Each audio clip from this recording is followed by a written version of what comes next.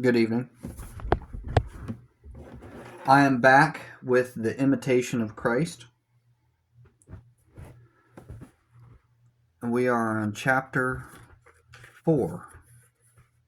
Oh, that's a short one. I think I might. We'll see what happens. Chapter 4 on being prudent in what we accept and do. It is not good to be taken in by every word or impulse that comes our way, but consider the thing prudently and thoughtfully but consider the thing prudently and thoughtfully in order not to offend God. Because we are frail, we are always ready to believe the worst in people. Those who seek perfection realize that human nature is weak and prone to spread the evil word. It is wise, therefore, to act slowly, not to trust entirely our own opinions, or to accept every tale as quick or accept every tale and passively quick it along to the next one. Quickly pass it along to the next one. Seek advice from a wise person of good conscience and be instructed by that person rather than follow your own way. A good life will make you wise in the ways of God and will broaden your experience. If you are humble and submissive to God's will, you will have peace in all you do.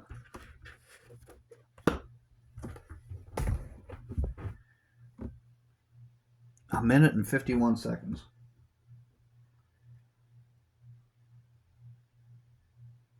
I have two playlists for each of these, for the Imitation of Christ and Dark Night of the Soul.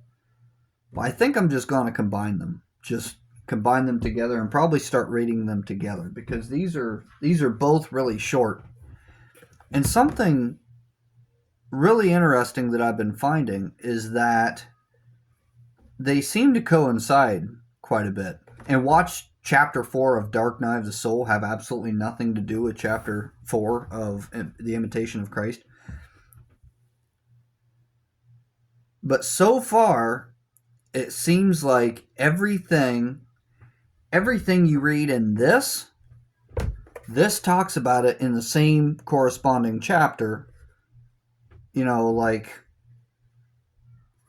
from a slightly different angle. So I think I'm gonna just start reading these together. So we'll see what it says.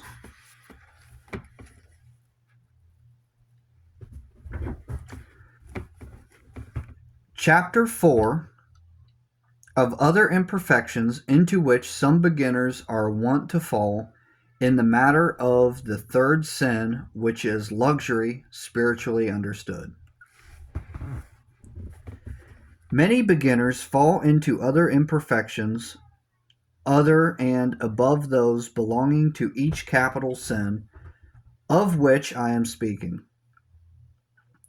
I pass them by now to avoid prolixity.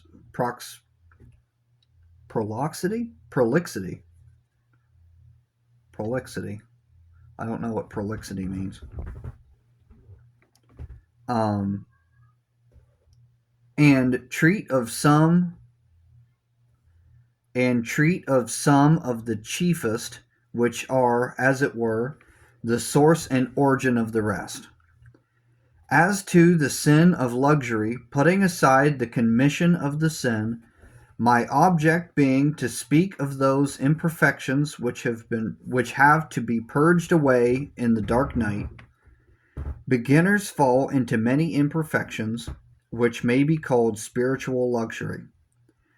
Not that it is so in fact, but because, originating in spiritual things, it is felt and experienced sometimes in the flesh, because of its frailty. Because of its frailty, when the soul is the recipient of spiritual communications, for very often, It's experienced sometimes in the flesh because of its frailty when the soul is the recipient of spiritual communications. For very often, in the midst of their spiritual exercises, and when they cannot help themselves, the impure movements and disturbances of sensuality are felt. And sometimes, even when the mind is absorbed in prayer, or when they are receiving the sacraments of penance and the Eucharist, these movements, not being in their power, proceed from one of three sources. They proceed occasionally through, but rarely, and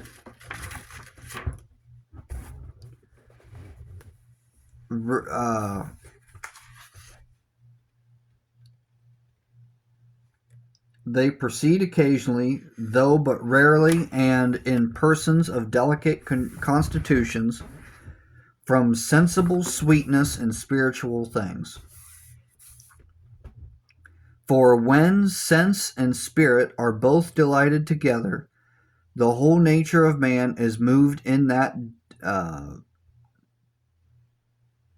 delectation according to its measure and character.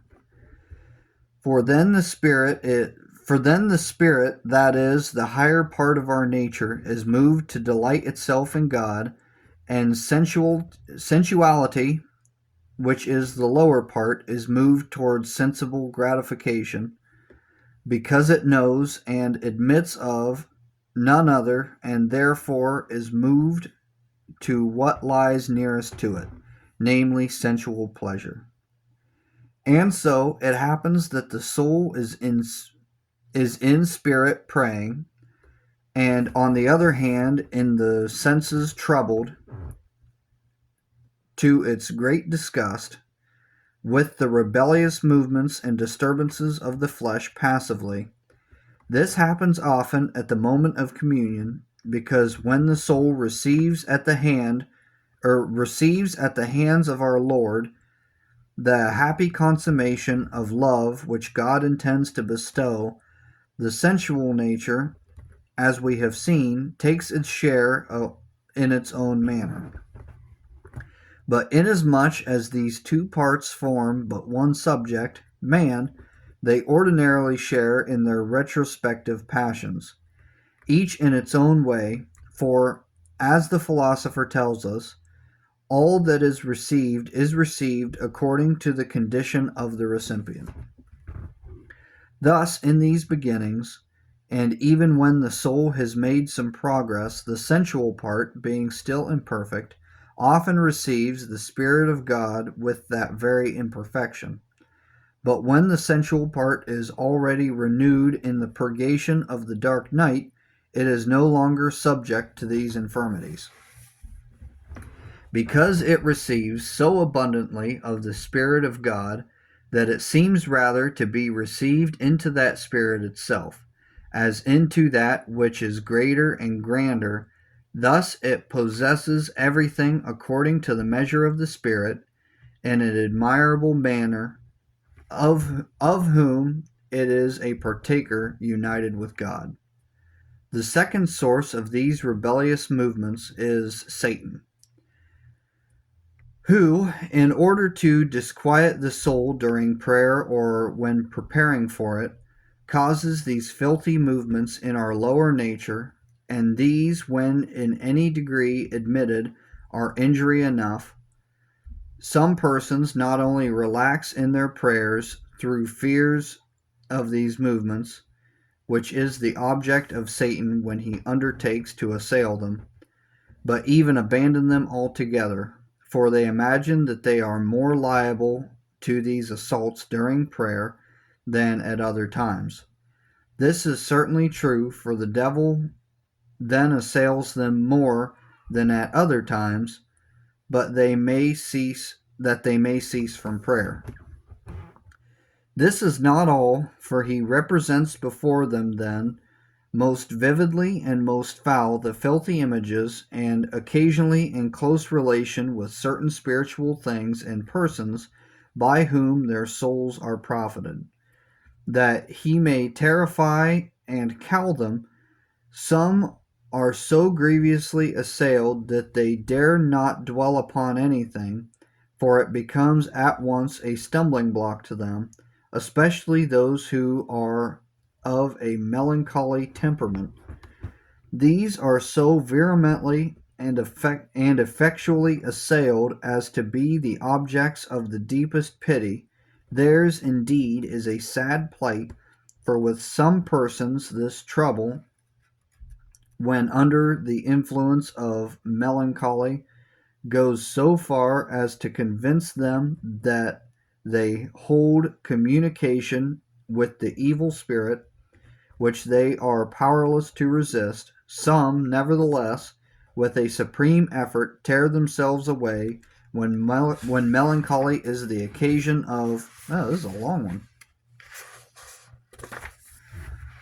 Uh, when melancholy is the occasion of these visitations of Satan, men in general cannot be delivered from them till their bodily health is improved, unless the dark night has overtaken the soul, gradually freeing it from all this trouble.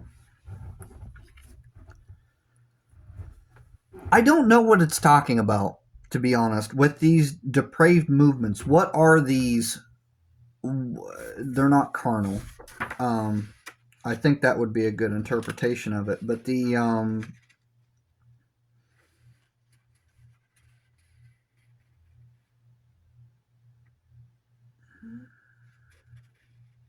mm, mm, mm.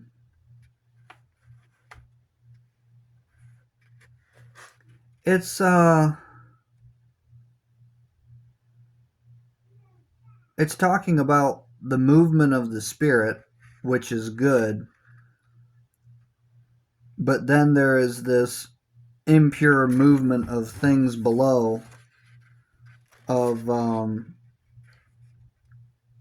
what I would call, like, well, I can't find it written for some reason. I'm scrolling, but I'm not seeing it. But what are these? Why can't I find the word? But what are these? Uh, I'll just call them bodily. And if that's not a proper synonym, then well, I know it's not, but I don't want to make you sit there for 5 minutes while I scroll trying to find the proper word. But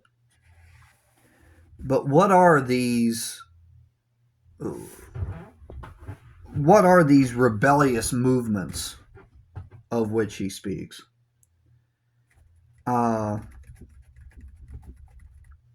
I don't know. It's odd. Uh,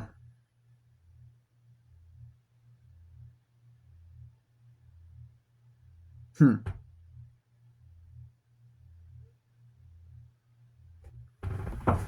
I'll just have to look that up when I'm done reading. But anyhow, the third source of these depraved movements, which is war against the soul, is usually the fear of them. For this fear, which is brought about by a sudden remembrance of them, in a look, a word, or thought, makes souls suffer from them, but without fault on their part. Some souls, tender and fragile, never experience spiritual fervor or consolation in prayer without the spirit of luxury intruding at once and intoxicating their sensible nature until they are all but engulfed in and subjugated by this vice.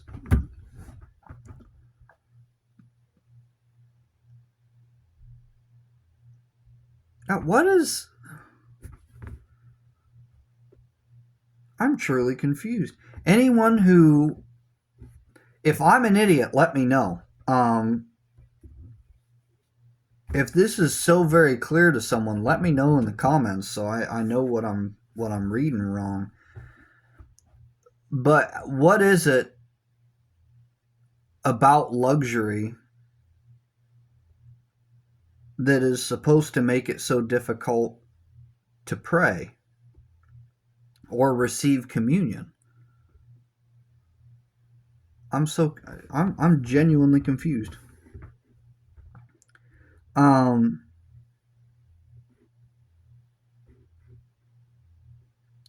so some souls, tender and fragile, never experience spiritual fervor or consolation in prayer without the spirit of luxury intruding at once and intoxicating their sensible natures until they are all but engulfed in and subjugated by this vice. So I guess the vice of luxury um, is keeping me from, or keeping someone from experiencing spiritual fervor and consolation in prayer. I don't know. I'm going to have to ask somebody. Anyhow, the disturbance lasting passively as long as the fervor and sometimes succeeding in stirring the senses into rebellion.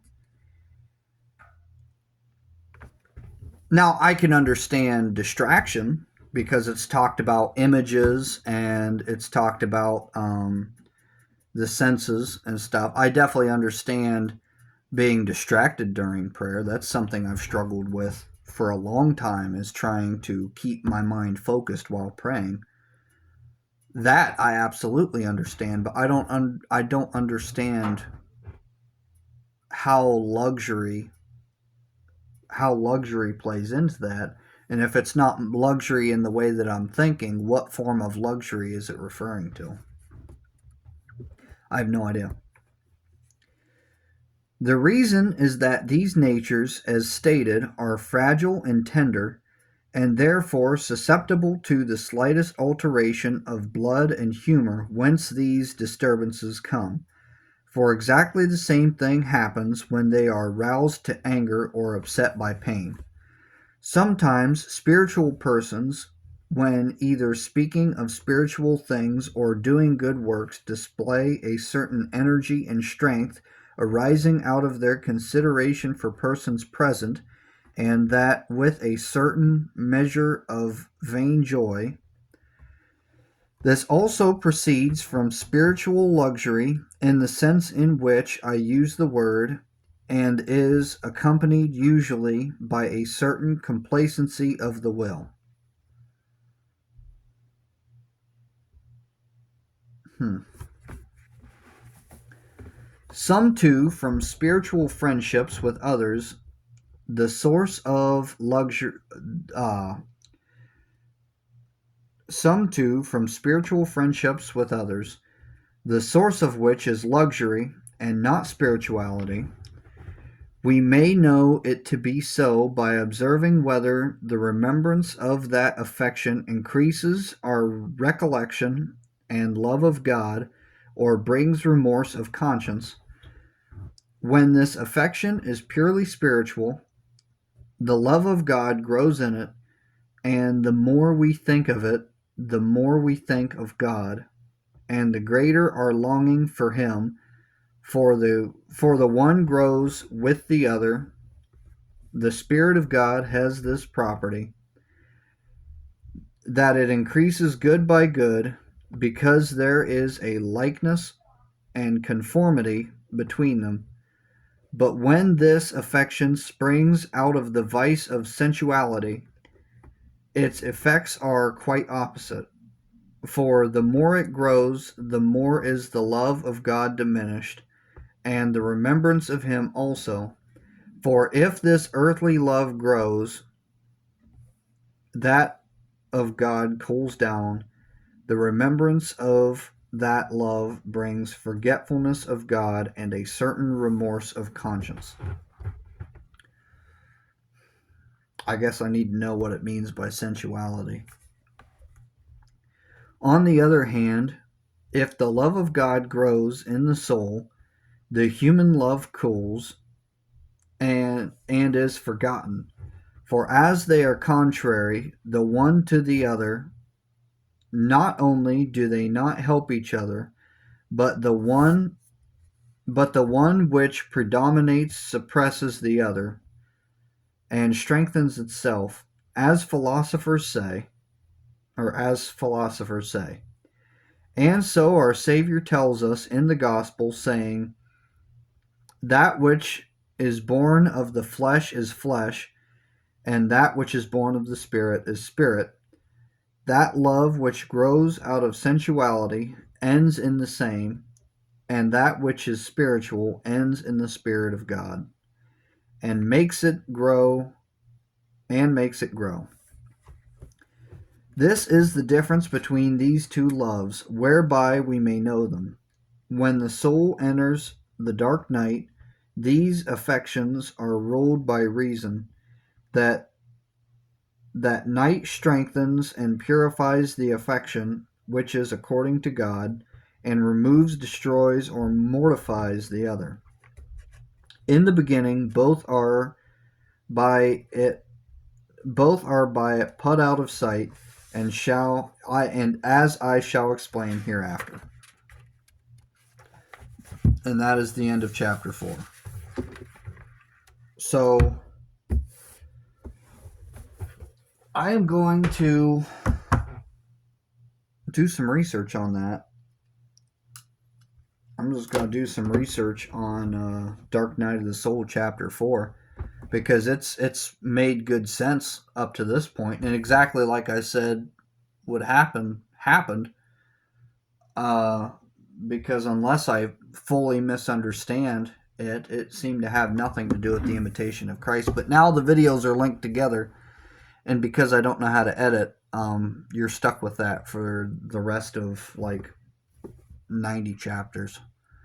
So I'm going to do that. I'm going to combine them, and it'll make it easier for me anyhow, because no matter how short it is, I'll be stuck with it. So God bless.